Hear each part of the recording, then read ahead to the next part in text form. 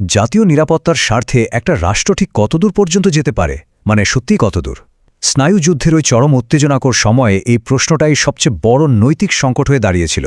যখন সোভিয়েত ইউনিয়নের সাথে আক্ষরিক অর্থে একটা টিকে থাকার লড়াই চলছে, তখন কি স্রেফ কৌশলগত সুবিধার জন্যে চূড়ান্ত নৈতিক সীমানাগুলো পার হয়ে যাওয়াটা ঠিক ছিল? সোর্স মেটেরিয়ালের উপর ভিত্তি করে তৈরি আমাদের আজকের এই বিশ্লেষণে আমরা ঠিক এই প্রশ্নেরই উত্তর খোঁজার চেষ্টা করব। আমাদের আজকের এই বিশ্লেষণে স্বাগতম। ঠিক আছে, চলুন আর দেরি না করে মূল বিষয় ঢোকা যাক। আজ আমরা সম্পূর্ণ ভিন্ন কিন্তু ঐতিহাসিকভাবে গভীরভাবে যুক্ত দুটো মার্কিন ইন্টেলিজেন্স প্রোগ্রাম নিয়ে কথা বলবো। প্রোগ্রাম দুটো হলো অপারেশন পেপারক্লিপ আর MK আল্ট্রা।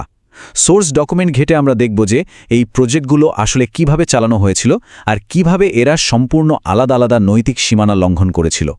পর্ব ১, যুদ্ধ পরবর্তী নৈতিক ভিত্তি। 1947 সালের কথা। নাৎসি ডাক্তারদের অমানবিক সব চিকিৎসা গবেষণার বিচারের পর নিউরেমবার্গ কোড নামের একটা নির্দেশিকা তৈরি করা হলো। এর মূল কথাটা কিন্তু খুব সাধারণ ছিল, যে কোনো বৈজ্ঞানিক গবেষণায় অংশগ্রহণকারীর স্বেচ্ছায় সম্মতি বা ইনফর্মড কনসেন্ট থাকাটা একেবারে বাধ্যতামূলক। মজার ব্যাপার হলো, মার্কিন যুক্তরাষ্ট্র নিজেই কিন্তু এই আন্তর্জাতিক মানদণ্ড প্রতিষ্ঠায় বিশাল ভূমিকা রেখেছিল।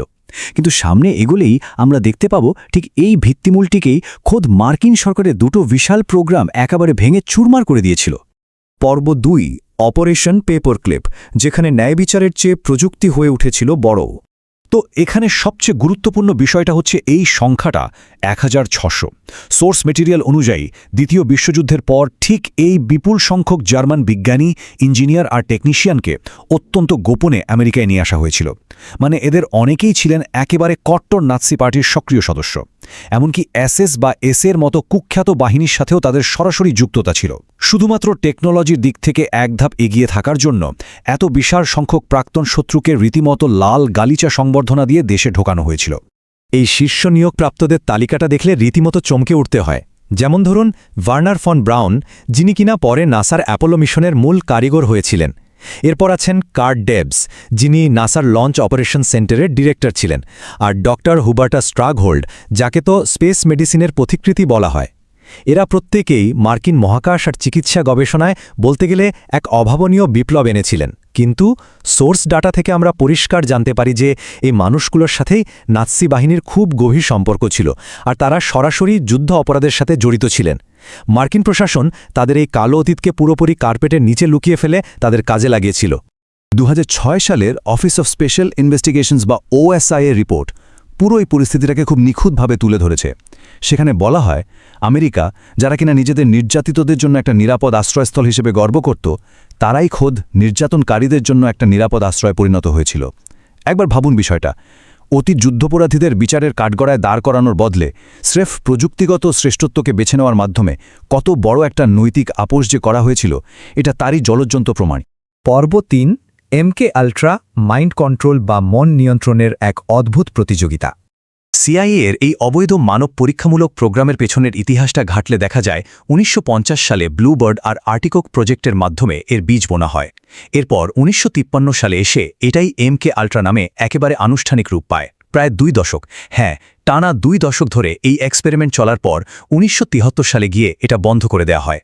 আর সবচেয়ে ভয়ঙ্কর ব্যাপার কি জানেন?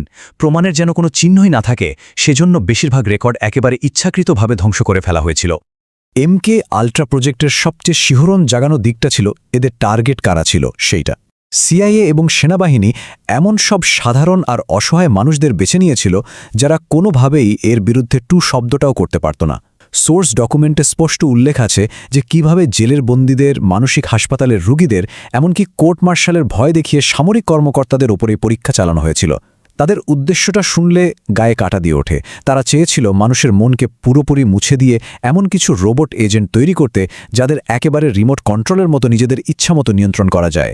একটা ট্রুথ সিরাম বা সত্যি বলানোর ওষুধ আবিষ্কারের নেশায় যে কি ভয়ঙ্কর সব পদ্ধতি তারা ব্যবহার করেছিল তা ভাবলেও অবাক লাগে। সাধারণ মানুষের সম্পূর্ণ অজ্ঞাতে, মানে তাদের বিন্দুমাত্র না জানিয়ে তাদের ওপর অত্যন্ত উচ্চমাত্রার LSD, ইলেকট্রোশক আর মানসিক নির্যাতনের মতো পদ্ধতি প্রয়োগ করা হতো। জাতীয় নিরাপত্তার দোহাই দিয়ে নিজেদেরই তৈরি করা সেই নিউরেমবার্গ কোডকে একেবারে পুরোপুরি পদদলিত করেছিল তারা। পর্ব ৪, নৈতিক উভয় সংকটের একটা তুলনামূলক চিত্র। এই ছকটা একটু খেয়াল করলেই মূল পার্থক্যটা ধরতে পারবেন। একদিকে অপারেশন পেপার ক্লিপ ছিল প্রাক্তন শত্রুদের যুদ্ধাপরাধকে একেবারে চোখ বন্ধ করে উপেক্ষা করার একটা প্রক্রিয়া, যার মূল লক্ষ্যই ছিল মহাকাশ আর অস্ত্র প্রযুক্তিতে সুবিধা আদায় করা। আর অন্যদিকে MK আল্ট্রা ছিল জাতীয় নিরাপত্তার নামে খোদ নিজ দেশের সাধারণ নাগরিকদের ওপর মন নিয়ন্ত্রণের জন্য সম্পূর্ণ নতুন আর জঘন্য একটা অপরাধ সংঘটিত করার মিশন। মানে একদল অতীত অপরাধ এড়িয়ে গেছে আর আরেক দল খোদ নতুন করে অপরাধ করেছে। আর এই বিষয়টা চমৎকারভাবে তুলে ধরে যে কিভাবে দুটো প্রোগ্রামই ওই জাতীয় নিরাপত্তা শব্দগুচ্ছকে ঢাল হিসেবে ব্যবহার করে চরম নৈতিক সীমারেখা পার করে গিয়েছিল। বামদিকে দেখুন, ডেটা আর প্রযুক্তির স্বার্থে ন্যায়বিচারের সাথে পুরোপুরি আপোষ করা হয়েছে, আর ডানদিকে গোপনীয়তার খাতিরে নিজ দেশের নাগরিকদের ব্যক্তিগত অধিকারকে স্রেফ বলি দেয়া হয়েছে। লক্ষ্যটা হয়তো আলাদা ছিল, কিন্তু দিন শেষে দুটো ক্ষেত্রেই রাষ্ট্রীয় স্বার্থের কাছে মানবিক নীতি একেবারে শোচনীয়ভাবে হার মেনেছিল। পর্ব ৫, ঘটনা ধামাচাপা দেওয়া এবং জনসম্মুখে জবাবদিহিতার বিষয়টি। এখানে যে ডকুমেন্টটা দেখতে পাচ্ছেন সেটা একটা বিরাট প্রমাণ। ১৯৭৩ সালের কথা। ভবিষ্যতে যেন কাউকে জবাবদিহি করতে না হয় বা জনসমক্ষে কোনো বিব্রতকর পরিস্থিতিতে পড়তে না হয়, সেজন্য তৎকালীন CIA ডিরেক্টর রিচার্ড হেলমস একটা অভাবনীয় কাজ করলেন। তিনি CIA-এর অভ্যন্তরীণ রেগুলেশন CSI 7010 মৌকুফ করে MK আল্ট্রার বেশিরভাগ রেকর্ড ধ্বংস করে ফেলার সরাসরি নির্দেশ দিয়েছিলেন। একেবারে প্রমাণ নিশ্চিহ্ন করার চেষ্টা আর কি। এরপর অবশ্য ১৯৭৭ সালে মার্কিন সিনেটে চার্চ কমিটি শুনানি অনুষ্ঠিত হয়। তাদের রিপোর্টে খুব স্পষ্টভাবে বলা হয়েছিল যে এই প্রজেক্টগুলোতে মানুষের জীবনের মূল্যের প্রতি রীতিমতো একটা মৌলিক অবজ্ঞা প্রদর্শন করা হয়েছে। CIA-এর এই বিশাল মাত্রার মানবাধিকার লঙ্ঘনের তীব্র থেকে তীব্রতর নিন্দা জানানো হয়েছিল ওই রিপোর্টে। এখন এই ডকুমেন্টের সবচেয়ে চিন্তার বিষয়টা হচ্ছে, এটা ওই বিশাল পরিসরের একটা অপরাধকে নির্দিষ্ট একটা মর্মান্তিক ঘটনার সাথে যুক্ত করে। ড. ফ্র্যাঙ্ক ওলসন নামে একজন মার্কিন সেনাবিজ্ঞানীর মৃত্যুর বিবরণ আছে এখানে। তাকে তার সম্পূর্ণ অজান্তে LSD প্রয়োগ করা হয়েছিল, আর এর পরিণতি কি হল? তিনি মানসিক ভারসাম্য হারিয়ে একটা উঁচু ভবন থেকে লাফ দিয়ে আত্মহত্যা করেন। সোর্স মেটেরিয়ালে এরকম আরও অসংখ্য করুণ পরিণতির কথা আছে। এটা তার একটা ছোট উদাহরণ মাত্র।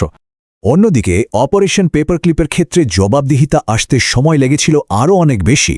মার্কিন বিচার বিভাগের প্রবল আপত্তি থাকার পরও শেষমেশ ২০০৬ সালে গিয়ে OSI এই প্রোগ্রামের অফিসিয়াল রেকর্ড জনসম্মুখে প্রকাশ করে। কিন্তু সমস্যা হলো, ততদিনে আসলে অনেক দেরি হয়ে গেছে।